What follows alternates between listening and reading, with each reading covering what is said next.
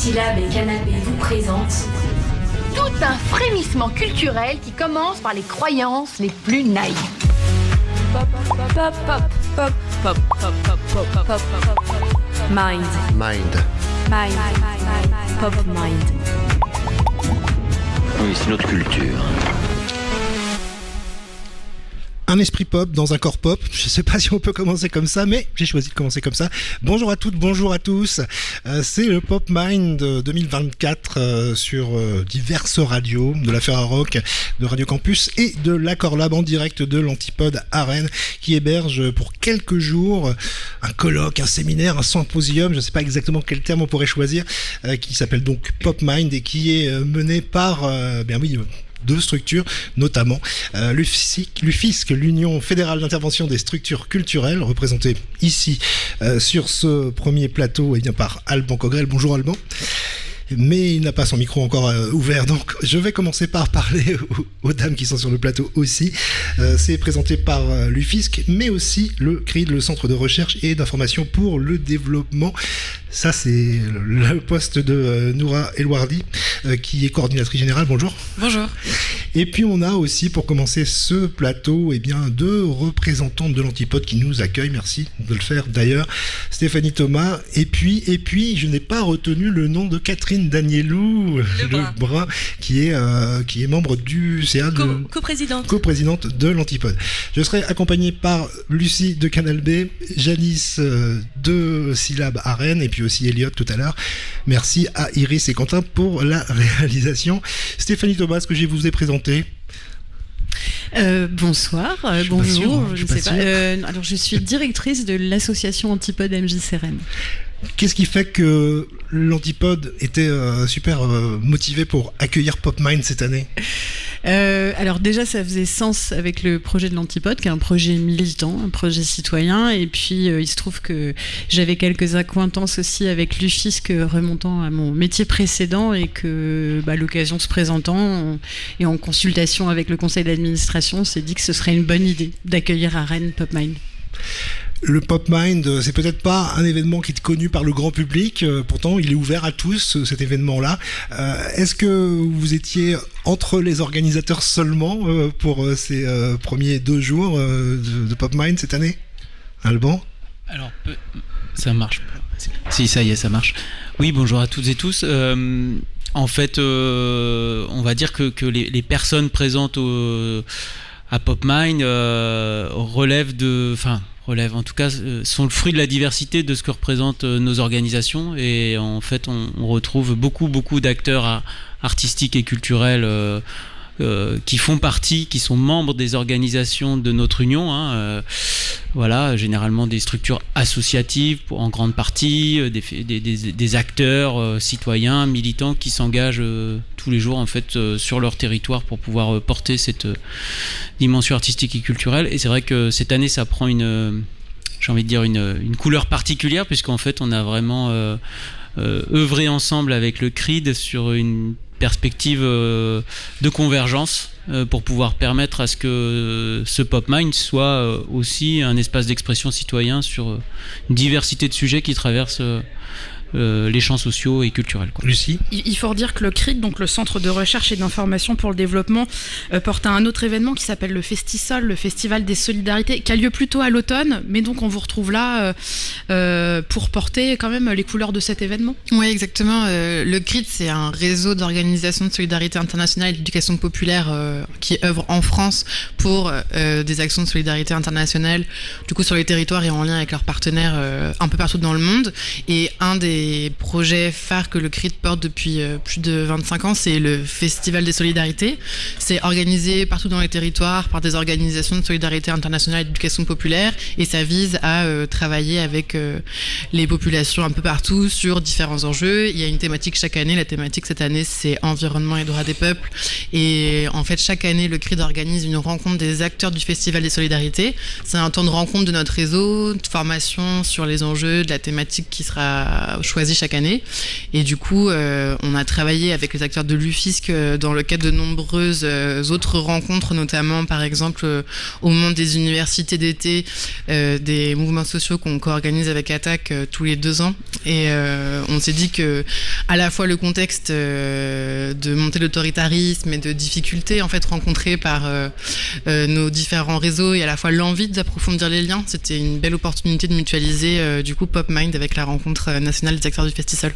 On lit sur la présentation de l'événement que ce qui vous réunit, donc l'UFISC et le CRID, c'est d'être révolté par la perspective de l'effondrement du vivant, l'explosion des injustices, la persistance des rapports de violence, quels qu'ils soient, et puis révolté aussi par les effets délétères d'un capitalisme toujours plus financiarisé. Alors c'est un événement qui se veut ouvert à tous. Est-ce que c'est facile d'être identifié du grand public quand il y a une grande place là qui est faite pendant ces 3 jours, 2 jours et demi, une grande place qui est faite aux professionnels là? Alban? Ou est-ce que c'est un défi encore à relever édition après édition? Alors, ça marche, c'est décidément. Alors, justement, c'est, j'ai envie de dire, par rapport à la logique de convergence entre ce qui se passe ou ce qui s'est passé dans le processus de coopération avec le CRID, notamment sur le festival des solidarités, enfin sur les logiques de mouvements sociaux, etc. C'est justement de pouvoir dépasser. En fait, c'est aussi l'endroit où on se situe avec l'UFISC, c'est-à-dire comment est-ce qu'on s'inscrit en fait dans une logique de mouvement qui permette de dépasser justement un champ professionnel et souligner que la question du champ artistique et culturel est en prise évidente et prégnante avec la dimension citoyenne. Et c'est vrai que l'expression même de l'endroit qui nous accueille, qui est un endroit avant tout militant, d'engagement sur la jeunesse, sur les questions de transition, sur les questions d'éducation, etc. Et l'expression même, on va dire, d'une ouverture vers cette diversité citoyenne qui irrigue nos travaux, quoi. Stéphanie Thomas pour l'Antipode qui souhaite réagir. Peut-être pour juste apporter un autre élément de réponse à ta question, à votre question, Lucie, c'est de dire que c'est aussi un événement qui parle de liberté associative et qu'on est nombreux en fait à être associatifs présents sur cet événement-là. J'en profite du coup pour passer la parole à Catherine Daniel-Lebrun, qui est la coprésidente et qui pour le coup n'est pas une professionnelle mais une bénévole investie dans un gros projet qui est celui de l'Antipode et qui peut-être peut dire aussi pourquoi sa présence ici est importante. Oui, en fait, l'association, c'est beaucoup de bénévoles, c'est des citoyens engagés, militants, et je pense que c'est important qu'on soit présent ici en tant que juste citoyen, pas professionnel, mais pour écouter, pour apporter aussi nos points de vue et participer et faire aussi peut-être connaître de plus près ce PopMind et cette rencontre. Il faut peut-être aussi préciser que l'Antipode, c'est un énorme bâtiment, quand même, ici à Rennes, dans le quartier La Courrouze, mais qui n'est pas juste une salle de musique actuelle. C'est quoi en plus? Et c'est beaucoup plus que ça. Tout à fait, c'est beaucoup plus que ça. Alors l'Antipode, c'est le nom du bâtiment. Ce bâtiment héberge en fait à la fois une bibliothèque, une médiathèque de la ville de Rennes et l'association Antipode, Maison des Jeunes et des Cultures. Alors cette association a des fondamentaux qui sont l'éducation populaire, les droits culturels, la transition écologique, l'égalité entre toutes les personnes et les valeurs qui sont partage, accueil, équité. Et donc on a 2 axes de mise en œuvre de notre projet, les musiques actuelles, mais aussi l'animation de proximité. Donc on est une structure qui accueille la population, les habitants et effectivement aussi des artistes, des concerts, mais notre champ d'action il est vraiment pluriel. Il touche tout un public complètement différent. Et donc dans cet Antipode se déroulent les rencontres PopMind, là où on se retrouve pour une émission de 2 fois 1 heure, s'y déroulent des conférences, des tables rondes, aussi des propositions hors les murs et puis plein d'ateliers sur lesquels on va revenir dans un instant. Pour revenir au titre de l'événement, PopMind, alors ça n'a rien à voir avec la pop musique, c'est plutôt le bruit du bouchon qui saute, l'idée qui jaillit, et puis on pense aussi à la dimension populaire. Je voulais vous demander pour vous à quoi il sert cet événement. Est-ce que c'est peut-être avant tout une forme de résistance ou est-ce que le mot est trop fort? Alban de l'UFISC. Je pense pas que le mot soit trop fort. Il y a quand même cette idée-là qui irrigue toutes les thématiques. Et notamment quelque part, c'est aussi de se dire comment est-ce que le moment critique qu'on traverse, vous avez cité un certain nombre d'éléments qui permettaient de mettre en contexte l'urgence d'agir en commun, même si le terme d'urgence... ça fait un moment qu'elle dure, l'urgence. Voilà, exactement. Alors, c'est pour ça que moi j'aime bien utiliser le terme de moment critique, dans le sens où on est peut-être dans un moment de passage, et dans ce moment de passage, justement, qui renvoie à la question des transitions, on a besoin justement de pouvoir... penser des convergences, penser des coopérations, et d'avoir aussi une capacité à pouvoir parler ou porter en tout cas des voix communes pour pouvoir justement proposer et s'engager au-delà d'un discours, j'ai envie de dire, de victimisation, pour pouvoir justement se dire que cette réalité-là qu'on voit dans le quotidien à travers les initiatives de tous les acteurs et les actrices qui sont au sein de l'UFISC sont aussi des espaces de contribution et de proposition sur les enjeux qu'on traverse, quoi.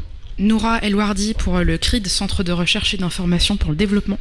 Oui, je voulais juste... en fait, je pense que, et Alban l'avait très bien dit, je pense qu'il y a à la fois le contre-courant, le parti pris qu'en fait, en tout cas, que nos deux réseaux prennent, qui se disent qu'en fait, il y a une urgence, mais en fait, d'autant plus...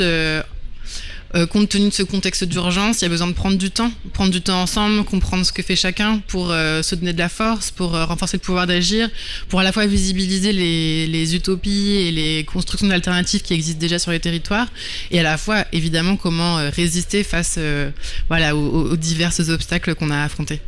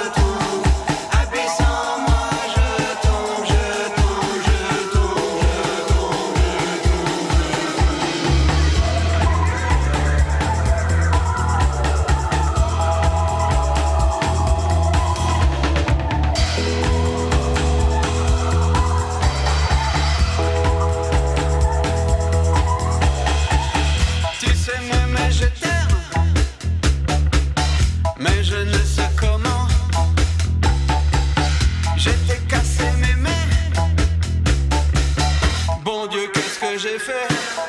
Assis dans moi, assis dans moi. Je n'ai que toi, je n'ai que toi. Assis dans moi, assis dans moi. Je n'ai que toi, je n'ai que toi. Assis dans moi, assis dans moi.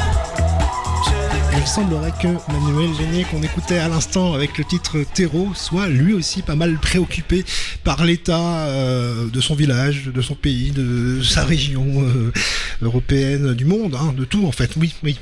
On est un peu tous effrayés, mais grâce à PopMind et grâce au Festival des Solidarités qui se tiennent à Rennes jusqu'à demain, eh bien on va peut-être y voir un peu plus clair et essayer de voir des perspectives un peu plus réjouissantes. Si seulement vous étiez écouté un peu plus, ça serait vraiment chouette, je trouve. On va continuer à discuter avec vous deux, Noura Elwardi du CRID, le Centre de recherche et d'information pour le développement. Oui, je le dirai à chaque fois parce que peut-être nos auditeurs ne sont pas forcément rompus à ces acronymes-là. Et puis aussi Alban Cogrel, lui, de l'UFISC, coprésident de l'Union fédérale d'intervention des structures culturelles. Vous donniez il y a peu une tribune dans Politis, c'était le 26 avril, où il était question de faire politique, de faire ensemble, de faire démocratie carrément. En fait, c'est une démocratie, c'est un parlement de la culture. Pourquoi il n'est pas plus entendu, ce parlement-là, que vous êtes, vous tous ensemble? Par ceux qui sont au vrai parlement, j'entends. Je sais que vous n'avez peut-être pas la réponse, mais Alban est un peu interloqué. Non, pas du tout, non. Je sais pas si on n'a pas la réponse, mais en tout cas, une réponse, c'est déjà, c'est ce qu'on soulignait tout à l'heure, c'est essayer de se dire, finalement, comment est-ce qu'on pense des nouvelles manières de faire et de construire et d'œuvrer ensemble à travers la diversité des pratiques, des initiatives qu'on représente toutes et tous, que ce soit le CRID ou que ce soit l'UFISC. Je crois que là, on a passé une étape aussi, en fait, en termes de processus, de démarche, pour pouvoir souligner le fait que finalement l'ingénierie démocratique ou la démocratie citoyenne s'exprime véritablement à travers toutes les expressions et toutes les formes de projets qui sont portés par les acteurs et les actrices qu'on représente. Donc je ne sais pas s'il y a une volonté de faire démocratie autrement, mais c'est en tout cas de pouvoir essayer de se dire qu'il y a aussi ces réalités qui sont là, qui sont présentes et qui font, en tout cas qui essayent de penser des futurs plus désirables dans un moment où justement, en tout cas médiatiquement, politiquement, on a du mal à entendre cette réalité sociale et culturelle qu'on voit nous en fait à travers ce qu'on porte toutes et tous dans la manière de faire relation, de faire coopération, de faire projet. Et il y a un peu ça derrière le PopMind. Alors il y a deux volets qui sont explorés dans cet événement là, PopMind, donc avec le Festival des Solidarités. Ces deux thèmes, c'est la culture et les solidarités qui se recoupent par plein d'aspects. Vraiment sur le thème des solidarités, il y a un contexte pas très joyeux. Je cite la loi asile et immigration qui a été durcie, les coupes dans les budgets qui sont dédiés à la solidarité internationale, mais aussi sur le territoire français dans les secteurs du handicap, des aides au logement, de l'accès et du retour à l'emploi, et j'en passe. Contexte pas joyeux, ça peut faire naître du découragement, du fatalisme, voire de la paralysie. Est-ce que vous le ressentez, ce découragement? Est-ce que l'événement il est là pour amener un peu un contre-pied parfois? Oui, absolument. En fait, ce qu'on observe, c'est des grosses difficultés sur le terrain, des difficultés à mettre en place des choses, à résister, à garder de l'espoir dans un contexte qui est assez sombre. Je pense que nous, on a le luxe d'envisager le découragement et c'est pas le cas de tout le monde. Et ça, les acteurs du festival, ils l'ont bien en tête. C'est-à-dire qu'en fait, il y a des acteurs et des personnes qui sont en difficulté, qui sont bien plus graves que les nôtres. Et notre devoir en tant que réseau, c'est de nourrir l'espoir, de créer l'espace de rencontre et de donner les forces justement aux acteurs de se rappeler qu'on n'a pas tous le luxe de découragement et qu'il va falloir continuer à construire ensemble et mettre en place des choses en dépit effectivement d'un contexte assez sombre. Et quand on voit la direction qui est prise, que ce soit à l'échelle nationale mais aussi européenne, il y a les élections européennes qui arrivent bientôt avec des intentions de vote assez inquiétantes. Est-ce que vous pensez que le changement, il faut peut-être l'imaginer à plus petite échelle? En fait, ce qui est intéressant, c'était que pendant le CRID, il s'est créé au moment de l'appui aux luttes décoloniales des territoires qui étaient occupés par la France. Et il y avait un espoir très fort dans les espaces internationaux comme des espaces de ressources et de solutions pour justement aller contre le capitalisme capitalisme, de trouver des solutions, etc. Et effectivement, le durcissement des lignes politiques qui sont observées à différentes échelles nous font penser que ce sont les territoires qui ont les solutions et qu'il faut réfléchir à comment est-ce qu'on accompagne le développement de ces initiatives. Mais nous, ce qu'on pense, c'est qu'il faut penser ça en mettant en lien les échelles entre elles. Et que de toute façon, à la fois le territoire n'est pas déconnecté du reste de son environnement, mais aussi du reste du monde. Ce qu'on produit, ce qu'on consomme a un impact ailleurs. Et du coup, je pense que ce qui est intéressant, c'est de repenser les communications entre les différentes échelles de solutions. Une idée qu'on connaît bien, hein, d'agir localement et de penser globalement. C'est ça, en somme. Le local monde. Comment ? Je dis, il y a un peu le principe, c'est vrai, c'est le vieil adage très porté à l'époque par Attaque, hein, sur ouais. agir local, penser global, mais derrière tout ça, il y a aussi des référentiels dans lesquels on s'inscrit, autour de l'identité-relation, de la pensée d'Édouard Glissant, c'est-à-dire comment est-ce qu'on pense cette identité-relation entre le local et le global avec ses logiques d'encastrement. Enfin, on s'est beaucoup retrouvé avec le CRIDR aussi sur cette dimension-là, ces responsabilités-là, en disant finalement le discours localiste qu'on entend parfois qui renvoie toutes les solutions à l'endroit des territoires, ce qui est vrai en partie, et doit être dépassé aussi à travers différentes dimensions qui sont inscrites dans des enjeux de coopération à l'échelle à la fois nationale et internationale et européenne, quoi. Nous ici à l'Antipode, on va vous faire entendre quelques petits morceaux de ce qui se passe ici pendant le Pop Mind, hein. On a 8 sujets pour tout vous dire pendant ces 2 heures qu'on va passer ensemble ici. On parlera aussi bien de milité décalée que de transition écologique, de liberté associative, d'égalité femmes-hommes, d'art et de migration. Tous ces sujets sont éminemment lourds et compliqués en fait. Qu'est-ce qui va sortir de ça ? Vous avez décidé d'avoir des formes d'action après ces moments de réflexion ? En fait, ce qui est intéressant, c'est que dans le programme, on a pensé à la fois des temps où on se nourrit et où on comprend quels sont les points de vue adoptés par les acteurs, quelle est la lecture des enjeux des acteurs qui sont présents, mais on a aussi prévu des temps de construction, d'imaginer ensemble les perspectives communes. J'étais à un temps tout à l'heure qui réunissait nos 2 réseaux autour de la lutte contre l'extrême droite, du local au global. Et l'idée, c'était de creuser certaines grandes thématiques, la question de l'immigration, la question de la lutte contre l'extrême droite, la question de l'égalité. Et l'idée, c'était de permettre aux acteurs d'échanger entre eux sur quels sont les enjeux qui se posent du point de vue de nos organisations et de leurs mandats, et quelles sont les perspectives, les initiatives existantes, déjà renforcer l'interconnaissance de quelles sont les initiatives qui existent déjà et quelles sont les perspectives et qu'est-ce qu'on a envie de construire pour la suite. Donc du coup, à la fin du Pop Mind, j'espère qu'on aura beaucoup de résultats à présenter ou d'initiatives communes, mais l'idée c'est aussi que ces temps de rencontre, ça permette aux acteurs de se rencontrer et de créer aussi des choses qui dépassent nos réseaux, qui se passent justement dans la rencontre, comme le disait Alban. Je pense qu'on peut dire que, évidemment, sur ce type d'événement, on est entre gens plutôt convaincus de l'importance de la culture, de l'urgence écologique et puis de la nécessité de mécanismes de solidarité plus importants. Donc, essayons de donner des exemples concrets de ce qui se peut jouer ici. Je voulais demander à Alban s'il y avait déjà des moments que vous avez senti comme important là sur ces 2 journées qui viennent de se terminer, que ce soit un exemple d'atelier ou de discussion entre acteurs, de nouveaux venus aussi peut-être parmi les participants à Pop Mind. Déjà, on a la chance en fait d'avoir co-animé avec Noura la plénière hier après-midi, la plénière d'ouverture. Alors c'est vrai qu'il y a un principe aussi qui anime beaucoup les rencontres, c'est essayer de se dire certes il y a une dimension qui est de mise en vitrine des expressions et des initiatives qui sont portées par les acteurs et les actrices, mais il y a aussi une dimension réflexive. On est quasiment à chaque fois en fait sur chacun des ateliers accompagnés de chercheurs et de chercheuses, et on a également une intention particulière à pouvoir mobiliser des élus locaux, des collectivités territoriales, des agents, etc., qui sont en travail. Alors il y a un tel programme qu'en fait ce que je peux retenir en termes de solutions ou de propositions, c'est que il y a beaucoup de dimensions qui traversent quand même le programme autour de la question de la coopération. On voit bien que c'est quelque chose qui est éminemment important. On est bien au-delà de la collaboration ou du partenariat. On est vraiment dans une logique de temps long pour pouvoir se dire finalement comment est-ce que ce qui se passe ici va essayer d'irriguer. Il faut que Oui, Alban, Il mais vous pouvez finir votre phrase quand même. On n'est pas à la seconde. Donc coopération, confiance, souhait d'œuvrer ensemble, et puis ensuite responsabilité collective, quoi. On finit sur des mots-clés. Et on va faire mouvement.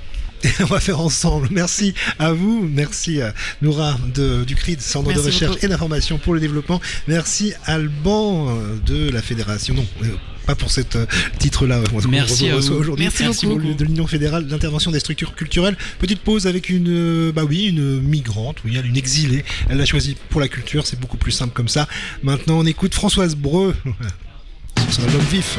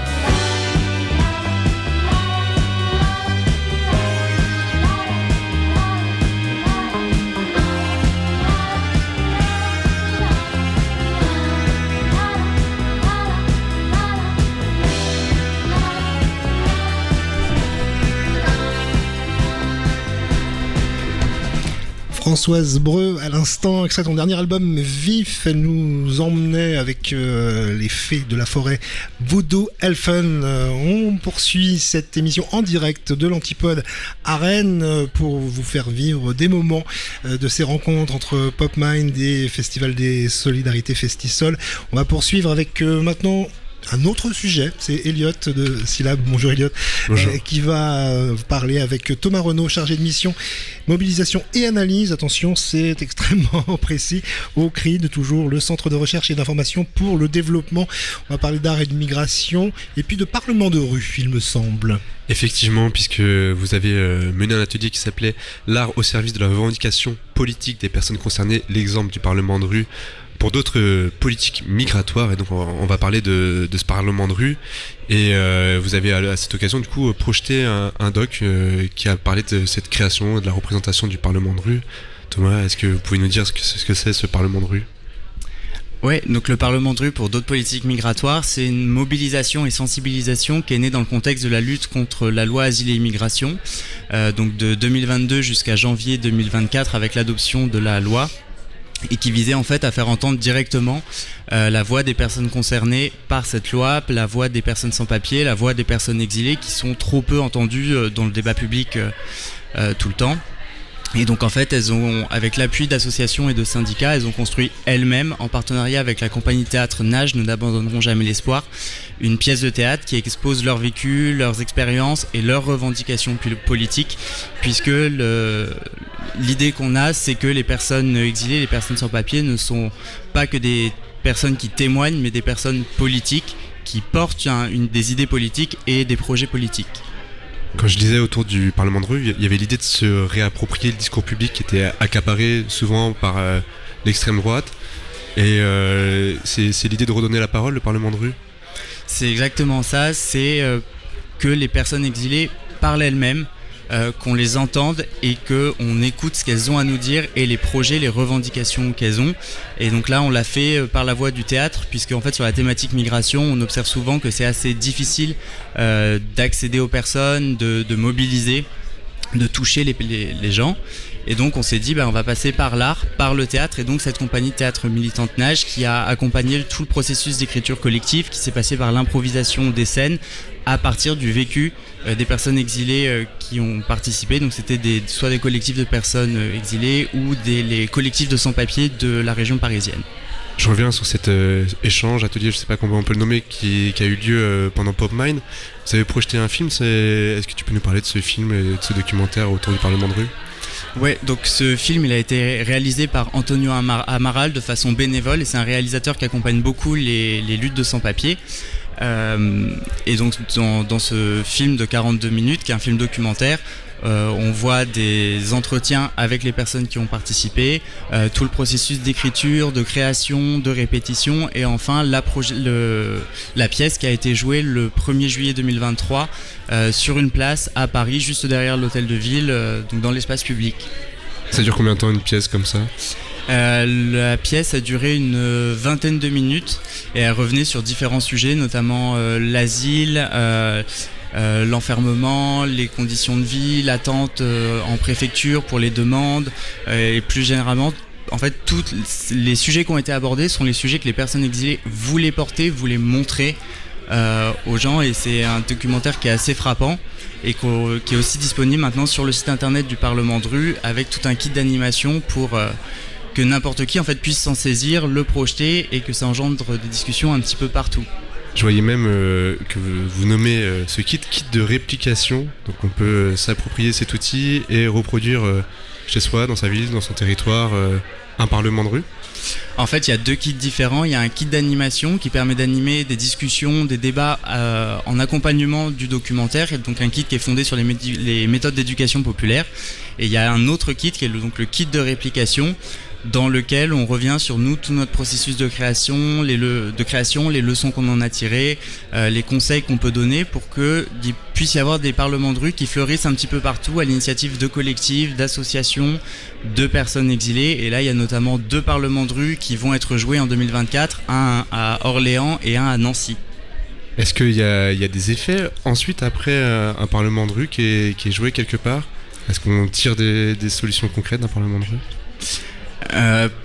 C'est difficilement mesurable pour l'instant, puisque du coup on a joué le Parlement de rue pour d'autres politiques migratoires à Paris en juillet et en décembre 2023. En décembre, c'était pour la Journée internationale des personnes migrantes. Mais ce qu'on espère, c'est qu'en fait ces réplications et surtout le film circulent et touchent le plus de gens possible, et notamment des gens qui ne sont pas sensibilisés aux questions migratoires et à la question des personnes exilées et de ce qu'elles vivent réellement en France, au-delà des clichés et des discours qu'on peut entendre dans les débats publics et qui sont véhiculés par une partie de la classe politique. En parcourant un peu ce kit de réplication, je voyais qu'il y avait aussi l'ambition de créer un décor. Donc c'est le Parlement de rue, ça se joue, comme son nom l'indique, dans la rue, dans l'espace public. Et qu'est-ce qu'on peut y poser comme décor à ce Parlement de rue ? Un petit peu, je pense, de tout ce que les collectifs souhaitent mettre en scène et qui est nécessaire pour exprimer ce qu'ils veulent exprimer. Nous, par exemple, à Paris, c'était très simple. On avait une simple scène et des chaises qui allaient et venaient en fonction des scènes qui étaient jouées, des sujets qui étaient abordés, des costumes très simples avec des vêtements du quotidien et rien de plus. D'accord. Et il y a une ambition aussi de réunir une large diversité. Comment on fait ? Parce que c'est vrai qu'on peut se mettre dans la rue et on peut avoir l'ambition naïve que chacune puisse s'approprier la parole et s'exprimer au sein de ce Parlement de rue.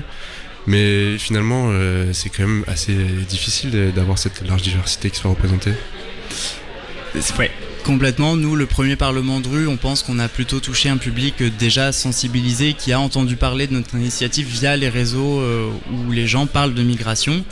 Après, l'avantage de la rue, c'est qu'on peut essayer de capter des passants qui sont là un petit peu par hasard. S'ils sont pas d'accord avec nous, c'est pas certain qu'on leur fasse changer d'avis, mais au moins on porte notre message politique. Les personnes exilées portent directement leurs revendications et ce qu'elles vivent. Et ce qu'on espère, c'est au moins faire connaître aux gens la réalité de ce qu'est être une personne migrante en France aujourd'hui. Et c'est être confronté à une loi, donc la loi Asile et Immigration, qui est une loi d'inspiration pour nous raciste, xénophobe, qui est violente vraiment à tous les niveaux, et qui rend la vie vraiment impossible à toutes les personnes exilées en France, quel que soit n'importe où d'où elles viennent, quel que soit leur statut socio-professionnel, toutes les personnes vraiment sont concernées par cette loi. Dans vos réflexions et dans la création de ce Parlement de rue, qu'est-ce que vous avez mené avant comme action pour parvenir à cette idée de Parlement de rue ? Est-ce que vous avez déjà eu d'autres initiatives qui allaient en ce sens ? Oui, donc avant le Parlement de rue, on était surtout dans des mobilisations assez classiques de type manifestation ou rassemblement devant les institutions parlementaires en France. Et en fin 2022, donc on a entendu parler du Parlement de rue des travailleuses domestiques qui avait eu lieu à Bruxelles. Et on a trouvé que c'était un format extrêmement intéressant qui mélangeait à la fois l'art, la revendication et la parole directe des personnes directement concernées. Et donc on est entré en contact avec les travailleuses domestiques qui avaient monté ce Parlement de rue à Bruxelles. Et elles nous ont fait un retour de leur expérience, nous ont donné des conseils sur comment elles l'avaient mené, comment elles l'avaient construit. Et c'est à partir de là qu'on s'en est inspiré et qu'on a discuté avec les collectifs de sans-papiers, qu'on leur a soumis l'idée. Et ils nous ont dit, mais oui, c'est une super idée, on a envie de participer, et c'est eux qui ont pris la maîtrise du processus. Est-ce qu'on voit qu'il y a un enjeu de plus en plus important de s'approprier l'espace public quand on voit, ça a été relayé très largement, quand à Paris il y a des manifestations qu'on peut qualifier totalement de fascistes qui existent et qui risquent de fleurir encore plus ? Oui, complètement, surtout que ces manifestations, elles ont beaucoup d'impact médiatique, contrairement à nos manifestations pour les droits des personnes migrantes, pour l'accueil et pour leur dignité. Et donc pour nous, c'est important d'être dans l'espace public et de montrer que nous aussi, on porte un projet politique, concurrent au leur évidemment, mais qu'on campe aussi nous sur nos positions et qu'on veut faire advenir un autre projet pour les personnes exilées et surtout avec elles. Il y a un vrai exemple de ce relais médiatique des fois difficile. C'est avant qu'on préparait cette petite entrevue, vous me confiez que c'était la première fois que vous étiez relayé par un média.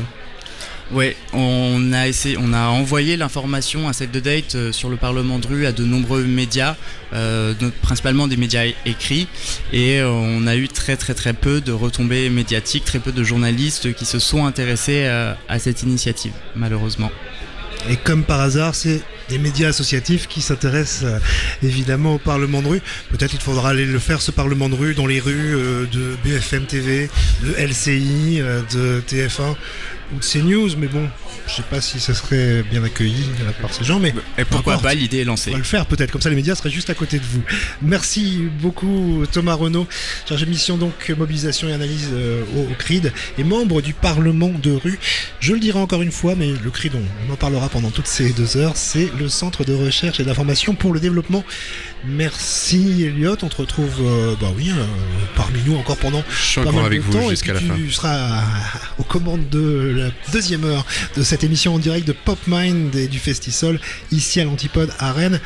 Petite pause musicale.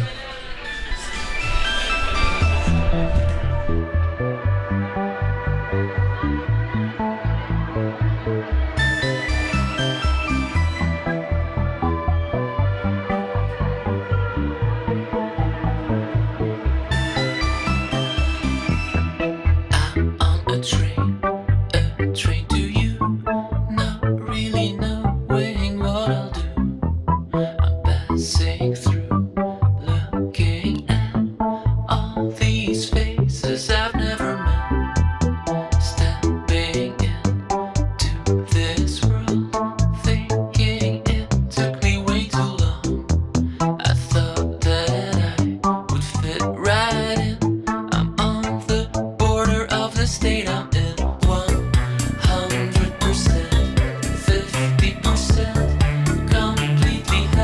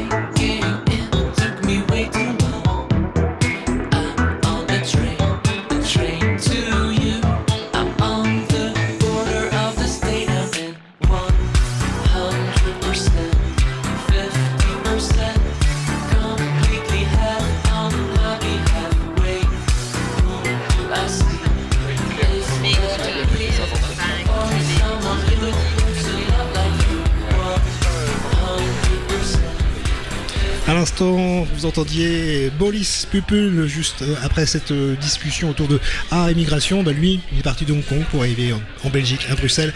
Vous entendiez à l'instant le titre Completely Half. Il est à la moitié, l'un des deux quoi. La moitié de Hong Kong, la moitié de Bruxelles. Il est de partout, citoyen du monde, oui, on pourra dire ça en tout cas. On va poursuivre cette émission spéciale Pop Mind sur les radios Ferrarock Campus et puis aussi sur les radios de la Core Lab.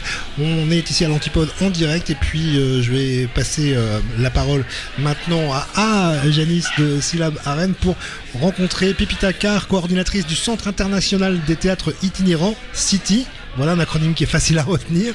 Et puis Raphaël Faure, il est conteur, fait partie du Théâtre des Chemins et vous étiez là pour participer à cet atelier recherche sur la thématique itinérance artistique en territoires ruraux.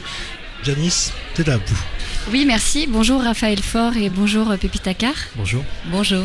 L'atelier auquel vous avez participé s'inscrit dans le cadre des États généraux des itinérances artistiques qui se dérouleront de 2024 à 2025 autour de débats, de rencontres, d'ateliers où l'ensemble des professionnels du spectacle vivant est invité à questionner la pratique de l'itinérance. Est-ce que justement vous pourriez nous expliquer aujourd'hui qu'est-ce qu'on entend par itinérance artistique ? Alors oui, c'est un vaste sujet. Non, mais c'est vrai qu'en tout cas au sein du City, ce qui nous identifie, une des définitions qu'on se donne, c'est les compagnies qui se déplacent donc avec des structures itinérantes qui peuvent être des chapiteaux, des yourtes, des péniches, des palques, etc. Mais il y a aussi cette notion d'infusion, c'est-à-dire de vraiment d'aller dans les territoires, monter des projets avec les acteurs culturels, les collectivités territoriales, les habitants. Vivre le temps long aussi de la création. Nous, au sein de notre compagnie, on parle d'itiné-résidence dans la mesure où on se déplace régulièrement et en même temps on crée des spectacles dans ce temps de déplacement. Donc ça, c'est des notions importantes de co-construction aussi, de coopération. Voilà. Donc, et puis une dimension aussi importante au City, c'est le mode de vie qui va avec. On a tendance des fois à l'oublier, mais le fait d'être dans ce déplacement, dans cette itinérance, ça amène à vivre aussi différemment. Voilà, c'est des familles qui se déplacent, c'est des équipes artistiques, de techniciens, etc. Et ça a une influence aussi, le mode de vie, sur le contenu de nos créations, sur l'esthétique, donc voilà, c'est tout ça aussi qui définit l'itinérance. Mais il y a sûrement d'autres choses à rajouter. Eh bien, c'est vrai parce que c'est une question toujours un peu piégeuse, mais tout à fait. Et ça va être un enjeu de ces états généraux pendant 2 ans de définir ce qu'est l'itinérance, parce que donc Raphaël donnait une première définition qui nous est propre au City, mais les états généraux rassemblent l'ensemble des acteuristes de l'itinérance qui sont donc le City avec les compagnies indépendantes, on pourrait dire, mais il y a aussi par exemple les lieux qui portent les itinérances, les collectivités qui portent des projets de l'itinérance, etc. Donc on est assez nombreux et on s'est mis d'accord sur une première définition, une base pour construire justement cette définition. C'est que l'itinérance, c'est aller vers, avec un projet, un spectacle. Donc c'est aller vers un public et vers un territoire en plaçant la notion de rencontre au sein du projet artistique. Donc comme le disait Raphaël, c'est la rencontre avec le public et avec les territoires. Et l'idée, c'est que les projets itinérants, ils habitent les territoires et ils laissent une trace dans la mémoire commune. Et on aime dire que les projets itinérants, ils s'invitent chez vous et vous invitent chez eux. L'hospitalité réciproque. Tout à fait. Et du coup, ce matin, c'était un atelier recherche qui portait sur la thématique de l'itinérance artistique, donc, mais plus spécifiquement en territoires ruraux. Comment ça s'est déroulé, l'atelier ?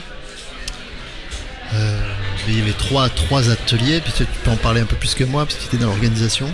Oui, alors donc ça a été organisé par l'ensemble des structures organisatrices des États généraux. L'idée, c'était de commencer à réfléchir sur 3 thématiques. Je dis bien commencer parce qu'en 2 heures, c'était difficile de répondre à ces 3 thématiques. La première, c'était comment produire ou utiliser des outils existants en termes de mode d'emploi pour accueillir des projets itinérants sur des territoires ruraux. Donc il y a des guides qui existent, il y a notamment Arsena qui a produit un guide très détaillé. La deuxième thématique, c'est est-ce qu'on peut cartographier l'itinérance et si oui, pourquoi ?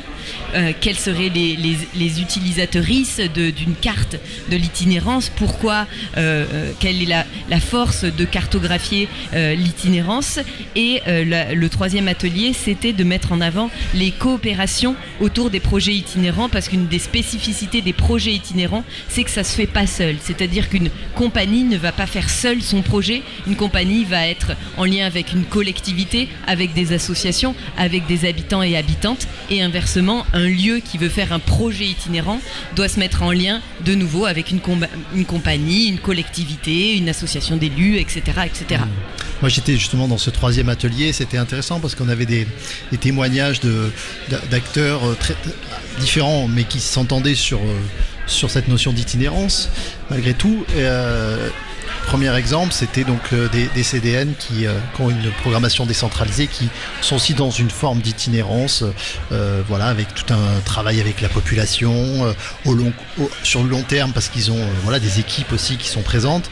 Ils nous expliquaient, nous, c'est 1 heure autour de notre théâtre de route, d'autres c'est 1h30, et donc il y a tout un programme à l'année d'action culturelle, de médiation culturelle, de transmission de pratiques, etc. Et des créations, de la diffusion de créations. On avait un témoignage d'une compagnie qui faisait le choix de l'autonomie, chapiteaux, des entrées, donc évidemment des coopérations avec les lieux d'accueil pour les fluides, etc., l'eau, l'électricité, mais finalement pas vraiment d'aide publique pour ça, plus en mode cire traditionnel aux entrées, quoi. D'autres compagnies qui disaient nous c'est un peu un mix des deux, à la fois on demande des aides, donc il y a tout un travail de production en amont, des fois sur 1 ou 2 ans, avant que se réalise l'itinérance à proprement parler, qui elle va durer 15 jours, 3 semaines. Voilà, donc on a essayé de... Ce que je trouvais intéressant, c'est que comment chacun approche cette notion de l'itinérance, avec quels outils, quels moyens, et comment on essaye de travailler en bonne intelligence autour de ce thème. Ok, merci beaucoup pour ces précisions, et on va continuer l'émission, Janice. Merci beaucoup, Pépita et Raphaël. On l'imagine bien que c'est pas forcément la même pour les ogres de Barbac et Pitocha qui le baladent partout sur les grandes places des grandes villes, et puis une compagnie qui débute en cirque ou en conte, c'est sûr. Merci à vous, et longue vie à l'itinérance. Merci.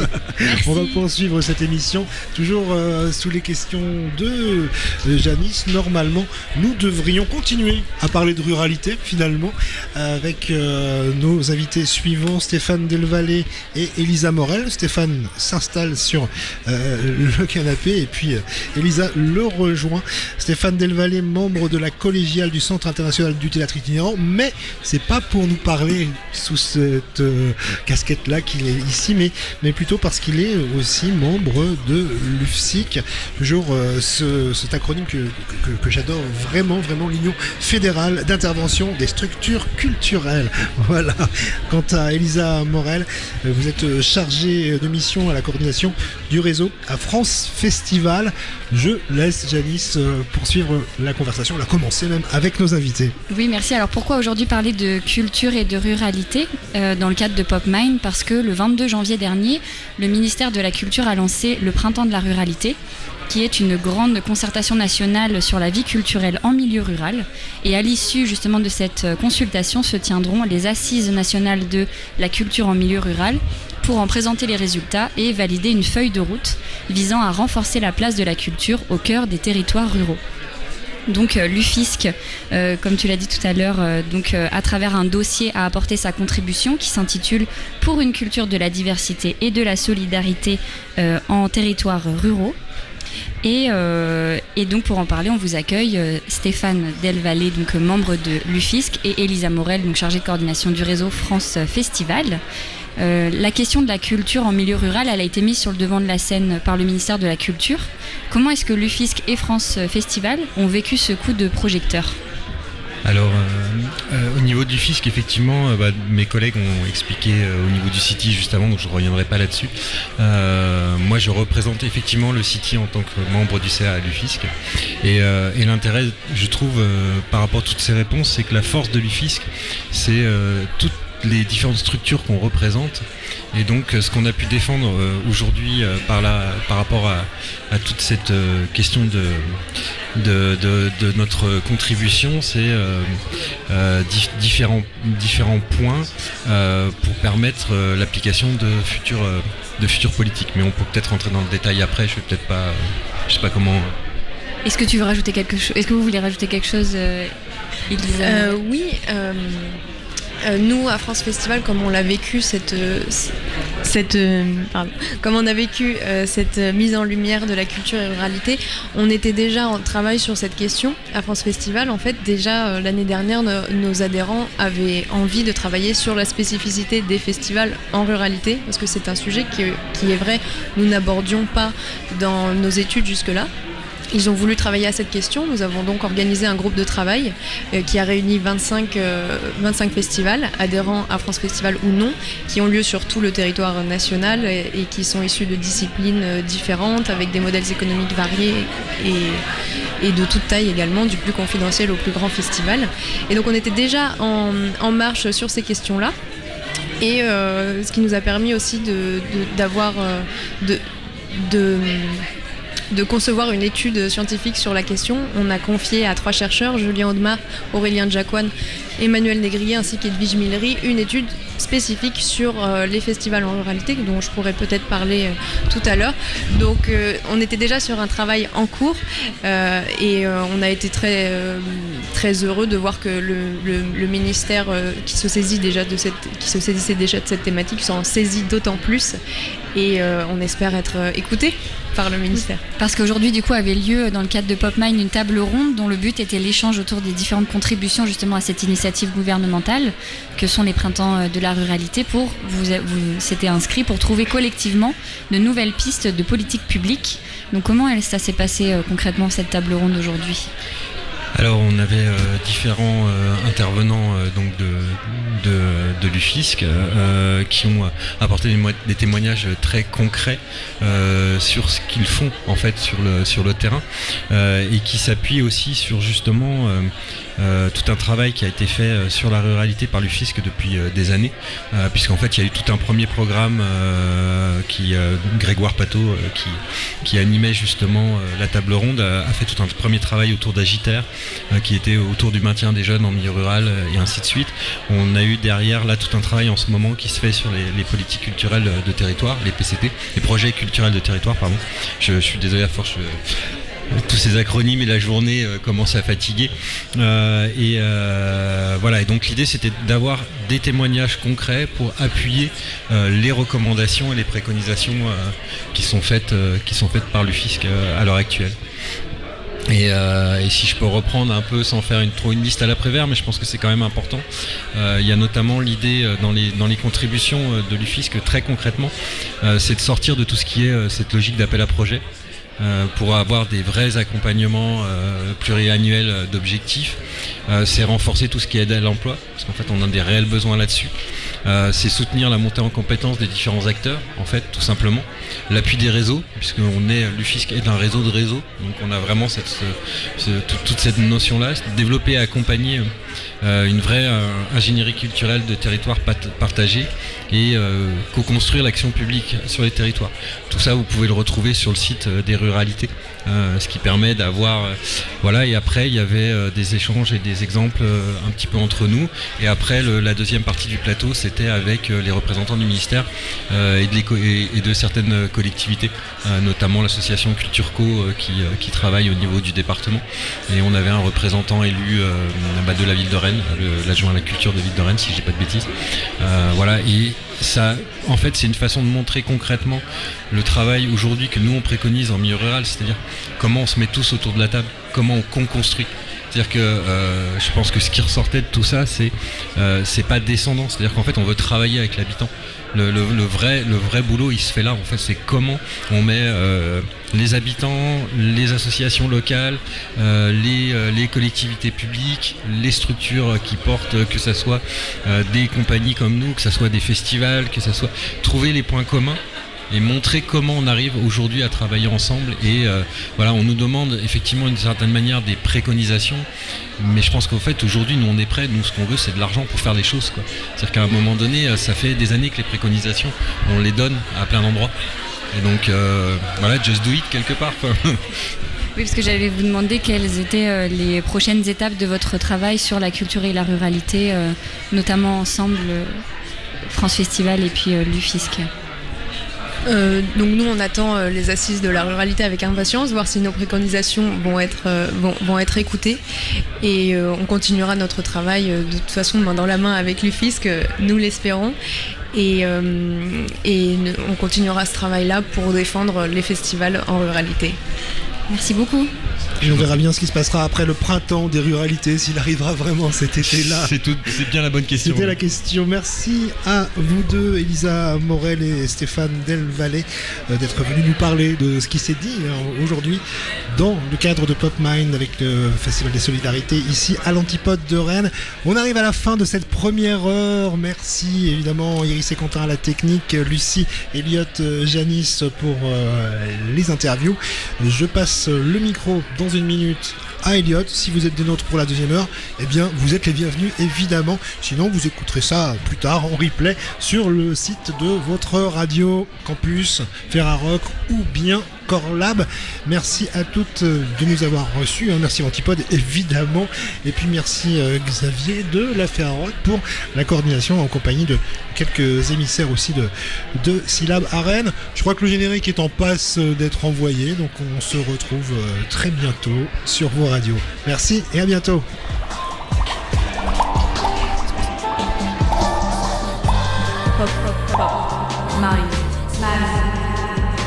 PopMind, présenté par Canal B et Syllab.